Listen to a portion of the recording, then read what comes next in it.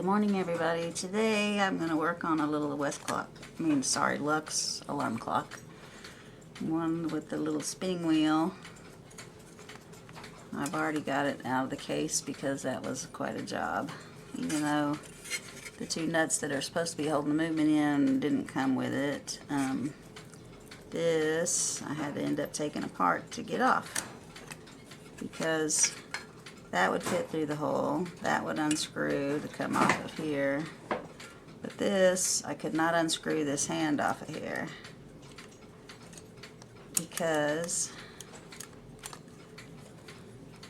the click is broken, so no matter which way you turned it, it wouldn't let me unscrew this little knob. So I ended up having to take the little handle off of it so that it would fit through the hole. So, it's pretty dirty. Lots of dust bunnies in there.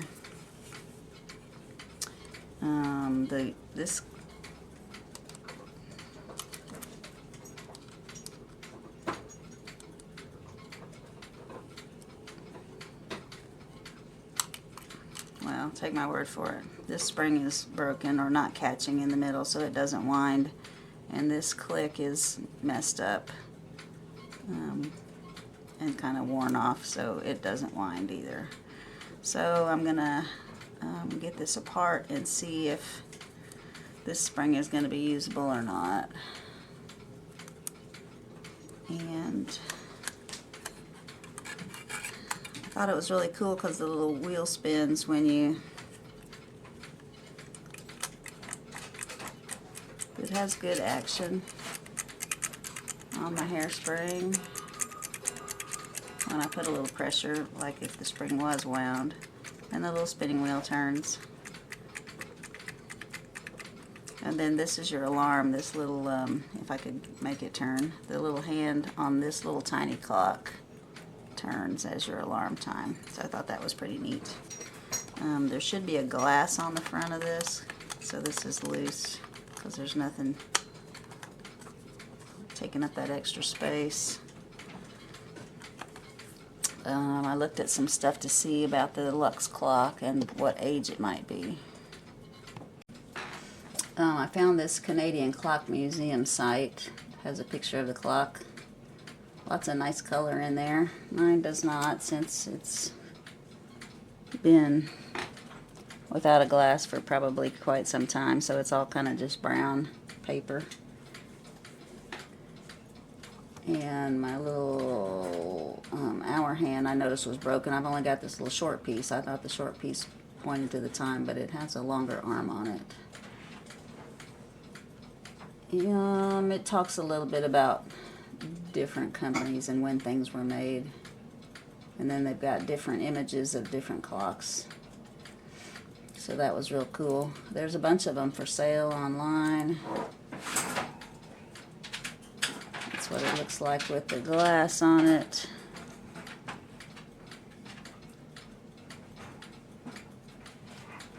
This one is the same design as mine on the back. There's a older version maybe, or a newer version that's got 3 of these nuts on the back holding it together.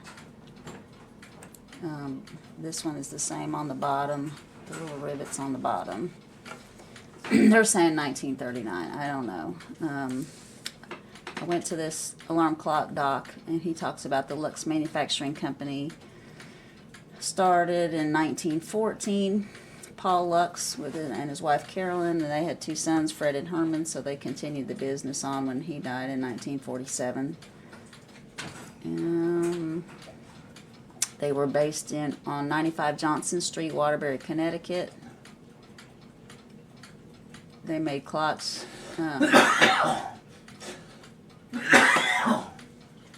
until the war, and then they made war products, and then they resumed making clocks after the war. And then in 1954, the plant was established in Lebanon, Tennessee, and Oakville, Ontario in the late 1950s. So, based on what I could find, the earlier movements had I guess, nuts holding this together on posts, and the later ones have these little metal pieces that you have to bend together to remove the plates. So I would guess this one was about 1950. 1954 they moved to Lebanon, Tennessee, and this one says Ontario. This one says Waterbury, Connecticut. So I'm guessing late 40s, 1950ish, somewhere in there. But yeah, let's start taking this apart. Let's see if we can salvage any of these springs.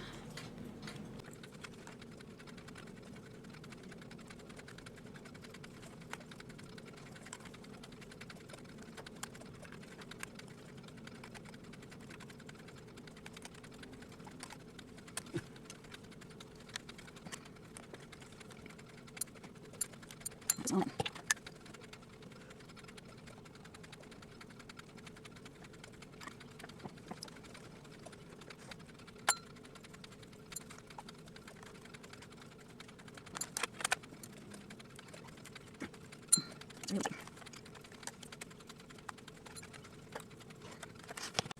I was able to get the minute hand off, not these two.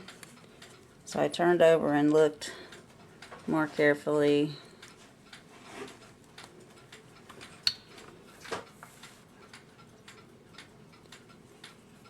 There's a wheel on the back of this. Let's see if I can show y'all.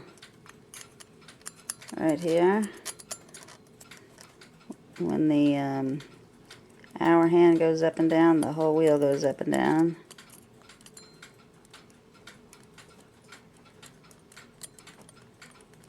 So it is not going to come off of that plate. And so I'm just going to unbend the little front tabs and let it come off with the plate.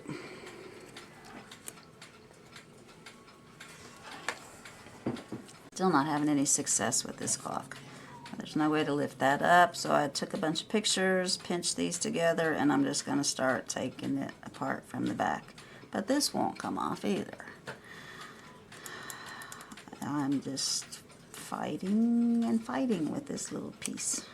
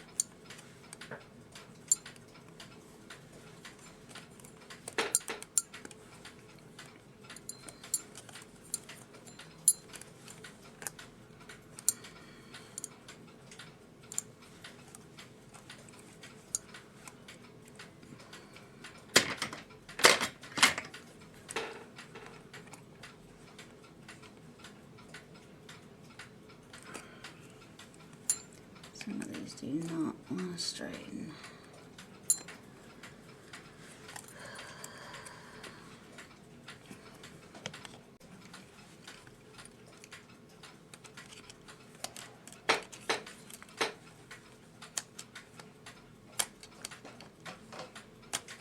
This is not going to come off very far, but at least it'll let me look at the spring.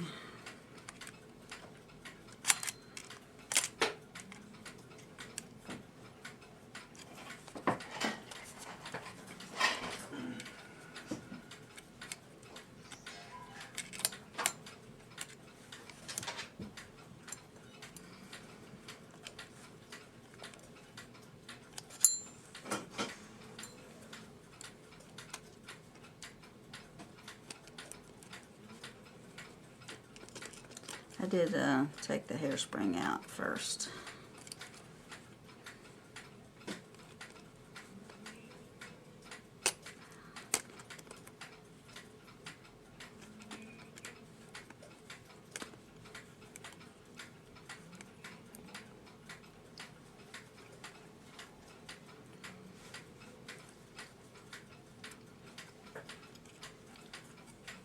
I really don't want it to go flying.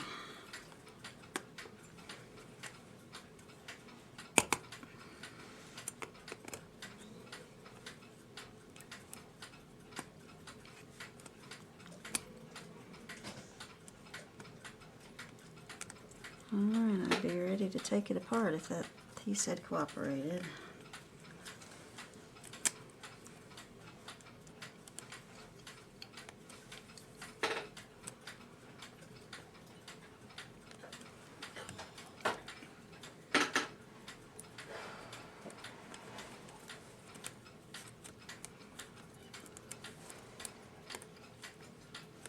I believe it's broken right there. I can see the end. Well, let's see what I can do about getting these plates apart. I was able to get it apart enough to get the little alarm spring out and then the time spring, and it is broken right in the middle, so I'm going to have to get a new spring. I can't get this off.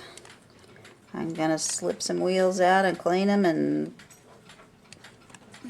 do the best I can with the case. The alarm's kind of interesting. This is the pivots on it, and it's got its own little escapement type mechanism set up for the alarm to go off. It dings on the side of the case. The metal round part right there is your bell.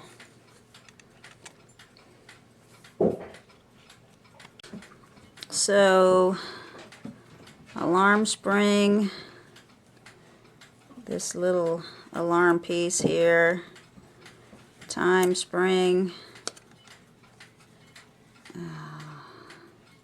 balance wheel with the hairspring, and then that just leaves these 4 pieces. So I'm going to go ahead and slip them out. Well, I need to make my drawings of which way my lantern pinions and leaf pinions go. It's got a little, some of each on there. But anyway, I'm going to slip out these 4 pieces and clean them up. They've got junk all down in them. Do my best to get the plates cleaned up and order a new spring. I was able to get the movement off of this. Alarm hand was what was hanging up. I couldn't get the knob off the hand off of there. Luckily Mark had a similar clock, and same clock actually, and he posted his video, released it, and I was able to see how that hand came off. Mine was just super stuck, so I had to actually hold the hand with pliers and hold the other end of the arbor with pliers and twist the thing off. It was not coming off with anything. Anyway, off of this side, sorry, had it upside down. It was not coming off of there. So now I've been able to put the plates in the movement because it was not going to work with this still attached. Plates came out decent. They're still attached because the one hand won't come off. And I specifically asked Mark about that, and he said he tried oil and heat and this knob would not come off. And you can see how I've buggered that up a little bit trying to hold it and make the knob come off. It doesn't. If somebody figures out how to get that knob off, post it. You leave me a comment, because as far as I know, that knob does not come off. Once they've put it on, it's on for good. So I have already worked on this click. I shouldn't have put that on there yet so I could show y'all.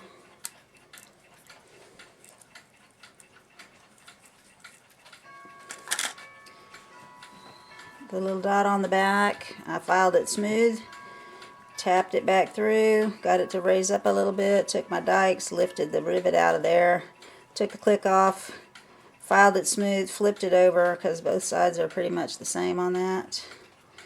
So this side had a nice sharp point on it to go down in there, and then I adjusted this little thing. I adjusted it wrong at first because most click springs push down on that. This one has to push up on it, so I had to bend that little thing down in there and get it flush up against it.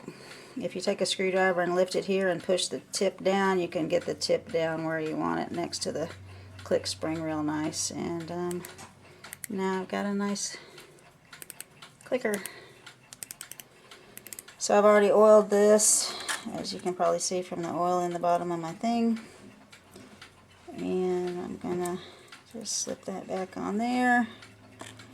This is the new spring that came for the broken one. This is how they come from Time Savers, wound up with this wire. I'm going to punch this out of here like it was in a barrel spring. I'll put some gloves on first, and just unwind it like it was in a barrel, and let this spread out so I can oil it. That way I can start getting this back together.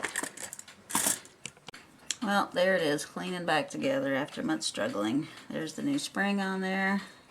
Looks good. I was able to get the pieces in. There's only 2 pieces here and 2 pieces here that have to go in besides the springs.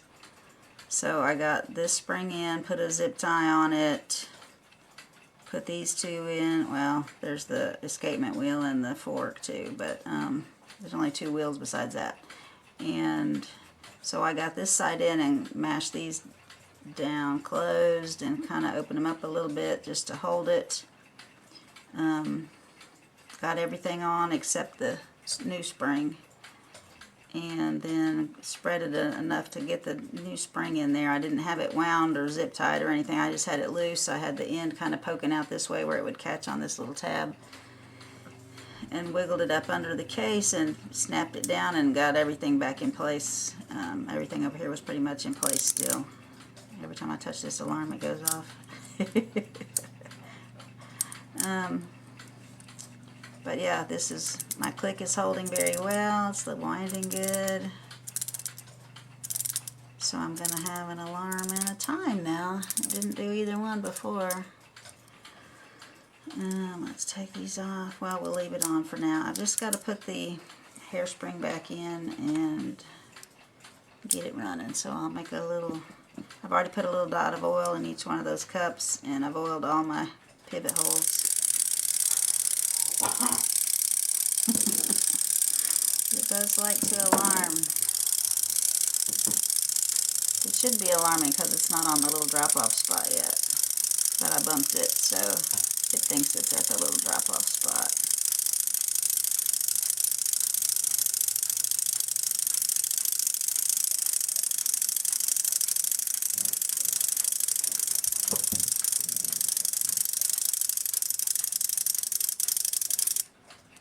There, I finally turned it enough that, or it wound down enough.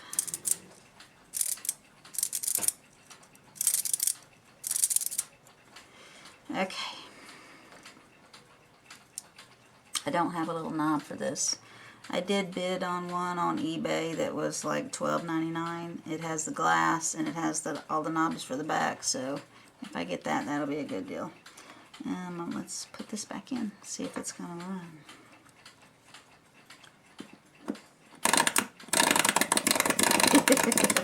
It's a walking machine. I finally got this pinned with the help of my movement stand. I had to put it in the stand sideways, mount it in here so it would hold it, so that I had enough hands, because you can't set this down because this, I had to unwind the alarm because every time I bumped it, it was going. So I unwound it. Then I didn't have any way to set it down. I had to put it in the movement stand sideways and use 2 pair of tweezers to get the hairspring through this little feeder and through the thing here to stake it. So there's a big wide slot there. There's a lot of, like, you can get the pin all the way in, the hairspring's over to the side and comes out. It's fun to play with. I'm glad I'm done playing with it. I hope y'all enjoyed this video. I'm not going to put the face and everything back on yet because I might be getting that other clock that's got the glass, so we'll see.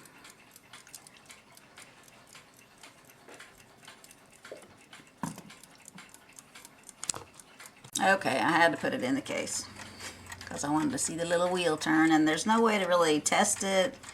I could kind of lay it somewhere on its side or something out of the case, but I figured the best way to do it would just be stick it back in here and let it run and see if the hands turn and such. I think they're going to because I put it back on at 12 and it's already starting to go past the 12. So anyway, I like this little clock. I hope I win the other little one too. I can use some of the parts off of it to make this one look a little bit better. I don't think I'm going to spray paint it.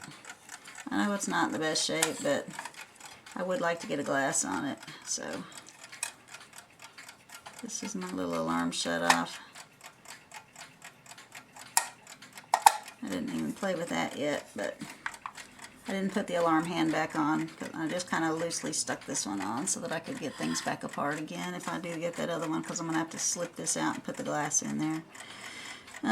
Anyway, I hope y'all enjoyed this video and I hope it helps. Lux clocks are a pain in the butt to work on, and that's my theory.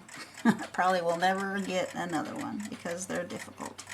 But anyway, y'all leave me some comments, especially if you know how to get this knob off. Thanks for watching.